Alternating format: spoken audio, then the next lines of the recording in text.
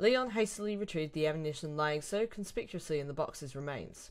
Whoever planned this operation was weirdly fastidious. But whatever gets my ass out of here. We ran through the remaining tunnel and climbed some stairs to another ladder leading upward. I'd huddled close to Leon again as I approached the door to the next room. Gotta remember to invite Leon to some parties. Specifically the parties that feature both Jenna and Dawes. The room was empty of people, although someone obviously lived there, what with the dining table and the wood-burning stove. The oddity of the room was the large typewriter stationed on the dining table. At first I thought maybe the owner just had a fondness for antiques. Then it occurred to me that maybe a person couldn't afford better tools. This area was painfully rural after all. The thought saddened me. While I was chewing on a bit of first world guilt, Leon started typing away. Baffled, I looked over his shoulder. Perhaps he has Hemingway aspirations? That would explain the terseness. As it happens, he was simply typing a record of his time and location. He also mentioned the round and mode, which didn't make any sense to me. I guess he's using the typewriter to let someone know his progress?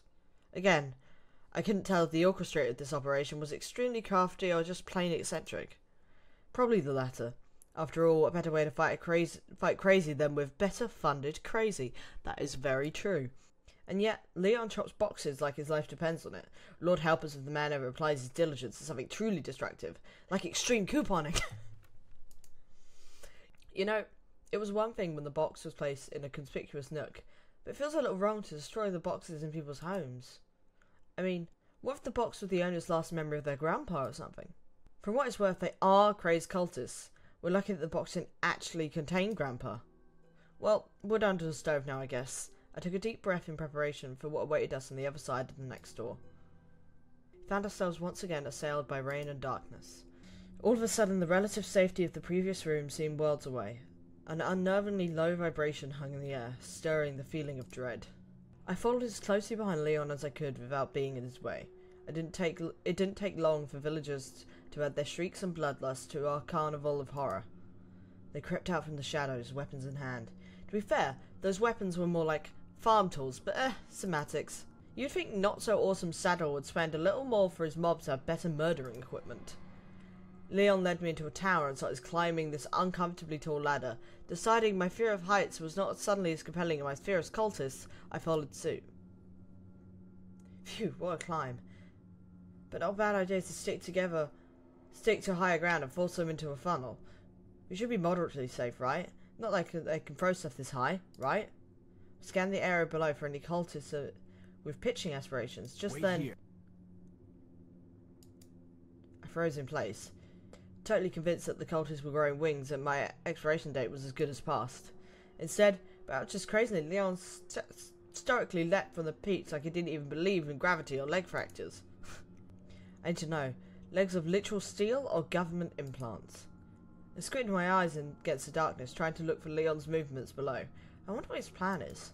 The sound of Leon's gun pierced the night, and so did the cultist's face. This direct approach then, I don't know if it's wise, but it certainly is manly.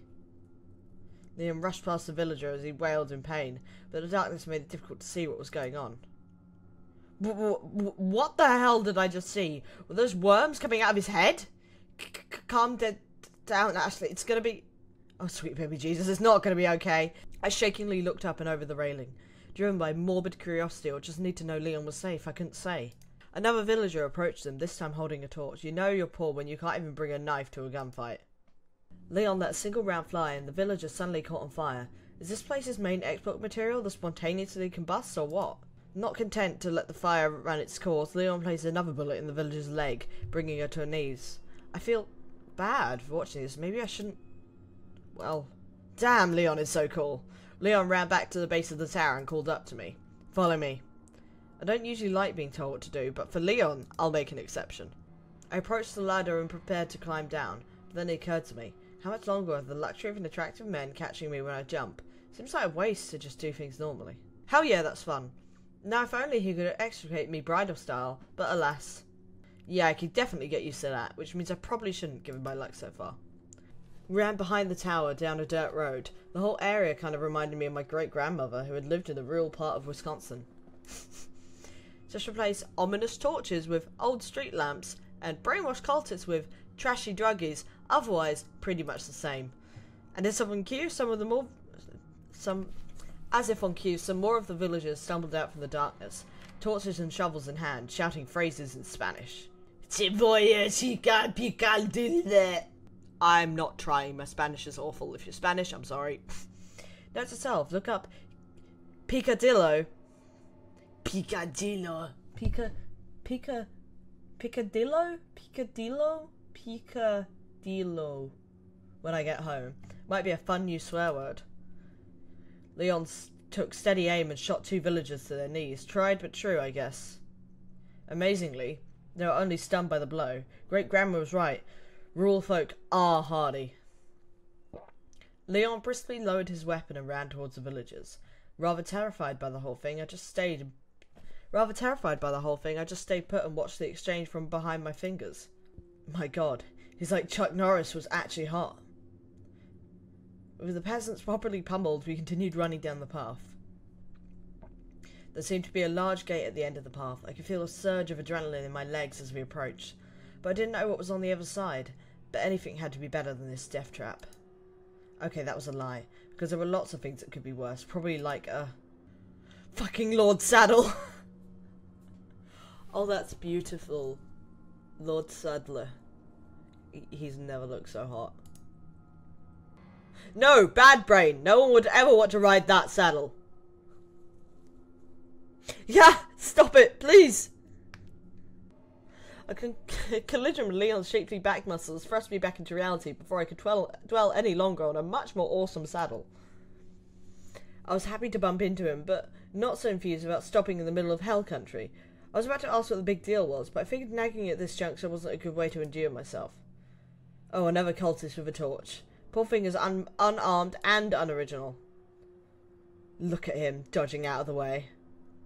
Yeah, that worked out as well as I expected. In the abstract, I felt sorry for the man. But what kind of person was he? What were his dreams? We left last line of defense guy to his final moments of agony and rushed on towards the gate, being sure to avoid any bear traps along the way. Apparently, if you can't stop people with torches, tinnitus is the next best thing. We passed through the wooden gate onto what looked like a small ranch.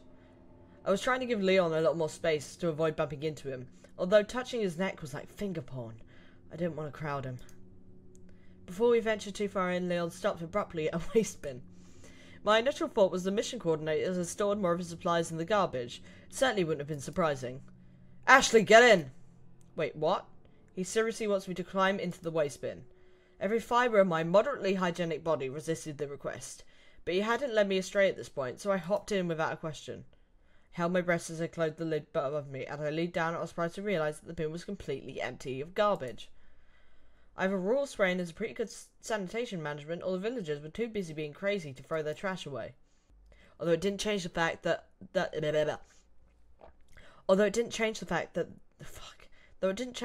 the only handsome man around had just ordered me to sit in a musty waste bin in rural Europe with a parasite roaming around my guts. Part of me felt severely frustrated, but Leon was an easy man to forgive. I shifted uncomfortably in the dumpster. Now that I was stationary, a flurry of aches and pains screamed out for my attention. Angered by the pain, I couldn't help but lash out at everything that seemed responsible for my predicament. Stupid Krauser, stupid Saddle, stupid cultist, stupid Jenner, stupid government class, stupid dad for cutting my bodyguard allowance. Just because of that one time. I took a deep breath and sighed. Focus, Ashley. Think happy thoughts. Ashley. Tell you what, let's briefly move me over here. Ashley, I'm coming for you. Ashley. My bueno. I shook the admittedly glorious image of Leon's sculpted, seductive visage from my mind. Just because I'm under way more stress than usual doesn't mean I have the right to sexually objectify him. I mean, I barely know him. Okay, I'm good now. It occurred to me amidst my mistakes.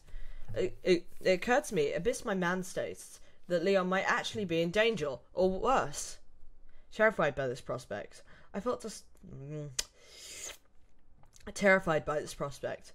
to peek out for a look, but I knew it would be just my luck that some stray cultist would walk by at that moment and see me. Said, I placed my ear close to the wall of the bin, being careful not to get too close. Certainly didn't have enough shots to be touching the inside of rural cultist dumpsters. I strained my ear, listening intently to the world outside my garbage sanctuary. I couldn't hear much at all, aside from the occasional thunderclap in the distance. That frightened me. I expected to at least hear some scuffles. But before the creeping terror of my saviour's demise could ensnare my thoughts, the shrill sound of a gunshot burst into my eardrum, a somewhat morbid but nevertheless comforting symbol of hope and salvation. Well, for me anyway. Assured of Leon's survival, I resumed my effortful listening. I heard a few more gunshots and then some muffled screaming that gave the impression of someone falling from a fair height. What kind of arse was Leon kicking out there? A series of thunderclaps prevented me from hearing any more. No sounds took their place as they faded, though it was all quiet on the Spanish front. I listened closely, my heart racing and eyes starting. Was Leon okay? Were the cultists gone? Could I get out of this godforsaken dumpster? Then I heard it, the sharp sound of a whistle. But not some jaunty whistle, like that song from Saddleside was playing. Reminded me of how cartoon characters would whistle at a dog. I was non-paused, to say the least, but it was a friendly signal? Not wanting to think too hard on the idea of being summoned like a mutt, rooting around in the trash, I hastily threw open the lid and tumbled out. Thank God that's over. By the way, if I smell like rotten meat and products, that's just too bad for Leon. Speaking of Leon, I scanned the area for him. It was difficult to see, but I found him by the light of the stray lightning bolts, standing on what seemed like a bridge that connected to the farmhouse. In that moment, his golden locks seemed to be a beacon of a lighthouse shining fiercely against a cold black sea. He truly was poetry in motion. Swoon. Actually, is he aiming at something? I followed his line of sight to a tree looming above me. Oh hey, there's something blue and shiny hanging from one of the branches. And gone. Was it a priceless religious artifact or just another bizarrely planned challenge? The world may never know. Well, it doesn't seem like he's making a move to jump down and escort me over there. I guess he did kill who knows how many people for my safety, so I'll cut him some slack and do some legwork. I hurried over to the farmhouse. On my way, I was surprised by the lack of bodies on the ground. It seemed impossible. But so did a lot of things. Maybe the cultists are just litterists on the whole dust-to-dust concept. As I ran, I became poignantly aware of how insane this all was. People dying and for what? Was it all just politics? And who stood to gain? One power-hungry old man who was bigger than Sandler. Bigger than all of us. What if this goes all the way to the Illuminati? Amidst my struggles to glimpse into the machinations of this mad world, it didn't take long to reach Leon. Since it seemed like we were safe for the moment, I thought I'd make some quick conversation.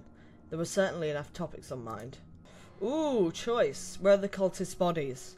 Does my smell offend you, or dog whistle? Seriously? I think I should ask where the bodies are. Before I could open my mouth to speak, Leon turned around and began jogging away. I was a little disappointed, but in hindsight, a rickety brig was probably the best place to have a chat. Leon leapt down from the bridge, and I could see a ladder on the ground already.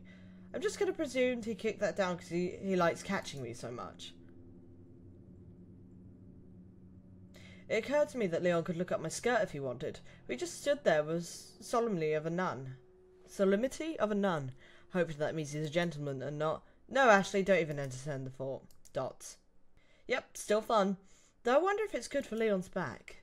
There was another giant wooden crate in front of us, once again guarded by bear traps. I see the creativity has run pretty dry in these parts. Leon stepped up carefully to the traps, drew his knife. Is he really going to slash it closed? Talk about having a conservative mind. My eyes reflexively clamped shut alongside the trap. Oh, thank God, he still has his beautiful arms. With the path clear, we moved toward the gate. I hoped deep down in my heart that the next area would be less threatening to my overall health. Dots. Okay, so we're playing leapfrog now? I know I said I like touching his back, but it seems a little inappropriate. Oh wait, he must not think that we can go through the gate. He must want me to climb over it. Oh, that's probably it. Go me. He could have saved us some trouble by just talking like a normal person. I swear it's like he believes the strong, silent type is an actual personality.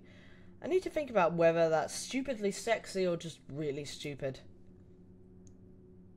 For now, I'll just trust there's a reason for all the non-verbal communication. I hurriedly climbed onto his back. He struggled briefly to push me up, but managed to straighten out completely, raising me several inches higher. Muscles. I reached for the top edge of the gate and holstered myself over as quickly as I could. I wish that Leon's muscles had some sort of sharing plan. With great effort, I pulled myself to the top of the gate and swung my legs over. I was tempted to look down at Leon from that height, to see his beauty from a bird's eye view, but I didn't want to hesitate, so I jumped down immediately. No one can catch me this time. You can do this, Ashley. 1, 2, 3. I hit the ground pretty hard, no doubt scuffing my boot and tearing a ligament. But the pain aside, I looked towards a barred gate. It was difficult to see in the darkness, but I felt with my hands. There was a large plank covering the door, but I easily pushed it up and to the side. I opened it, Leon. I opened it, Leon, I whispered, not wanting to attract the attention of any cultists who might be out for a midnight stroll, or whatever weirdos do during storms. Leon opened the door, as cool and serious as ever. I happily fell behind him as we ran forward. I was surprised at how much I had missed him in that short time. It was only a minute, but it felt like a millennium. As we jogged into the next area, I hoped that this nightmarish vacation would conclude a little more quickly. Hey!